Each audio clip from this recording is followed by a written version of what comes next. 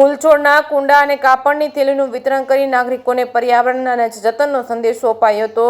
Plastic પર્યાવરણ માટે ખૂબ જ નુકસાનકારક છે। પ્લાસ્ટિકનો વપરાશ સદંતર બંધ કરી પર્યાવરણ બચાવવામાં પ્રત્યેક માનવ સહભાગી થાય એ જરૂરી છે। નાગરિકોને પર્યાવરણ પ્રત્યે જાગૃત થાય અને પ્લાસ્ટિક નાબૂદી ઝુંબેશ અંતર્ગત કાપડની થેલીઓનો વપરાશ કરતા હોય એ હેતુસર ઇન્ડિયન રેયન જનસેવા ટ્રસ્ટ અને વેરાવળ પાટણ નગરપાલિકા દ્વારા ફૂલછોડના કુંડા અને કાપડની થેલીનું વિતરણ કરવામાં આવ્યું હતું। વેરાવળ પાટણ સંયુક્ત નગરપાલિકાના પ્રમુખ પલ્લવીબેન જાનીની ઉપસ્થિતિમાં ઇન્ડિયન રેયન વેરાવળ નગરપાલિકા દ્વારા સંયુક્ત ઉપક્રમે ફૂલછોડના કુંડા અને કાપડની થેલીનું વિતરણ કરવામાં આવ્યું છે। વિશ્વ પર્યાવરણ દિવસે પ્લાસ્ટિકનો વપરાશ બંધ કરી નાગરિકો પર્યાવરણના જતનમાં સહભાગી બને તેવા ઉદ્દેશ સાથે ટ્રસ્ટના ચેરમેન શશાંકભાઈ પરીખના માર્ગદર્શન હેઠળ ઇન્ડિયન રેયન જનસેવા ટ્રસ્ટ તરફથી નાગરિકોની કાપડની થેલીનું વિતરણ કરવામાં આવ્યું છે।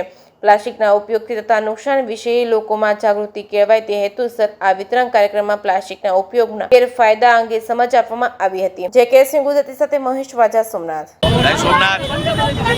આજે વિશ્વ પર્યાવરણ દિવસ નિમિત્તે જનસેવા ટ્રસ્ટ ઇન્ડિયન રેયન અને વેરાવળ પાટણ સંયુક્ત નગરપાલિકાના સંયુક્ત ઉપક્રમે આજે 5000 ઉપરના વૃક્ષોનું વિતરણ કરવામાં આવ્યું છે।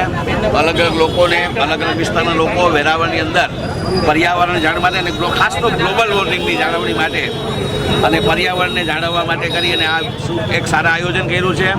એમાં લોકોનો ઘણો પ્રતિસાદ મળ્યો છે અને અમને ખૂબ જ પ્રકારનો પ્રતિસાદ મળ્યો છે। સાથે સાથે પ્લાસ્ટિક નાબૂદી માટે આ રીતની આ બધાની આ થેલીનું પણ એક વિતરણ કરવામાં આવ્યું છે અને જેના દ્વારા પ્લાસ્ટિક નાબૂદી થાય, પર્યાવરણ બચે એવો એક સંકલ્પ સાથે આજે અમે આ કાર્યનો શુભારંભ કર્યો છે। જય સોમનાથ।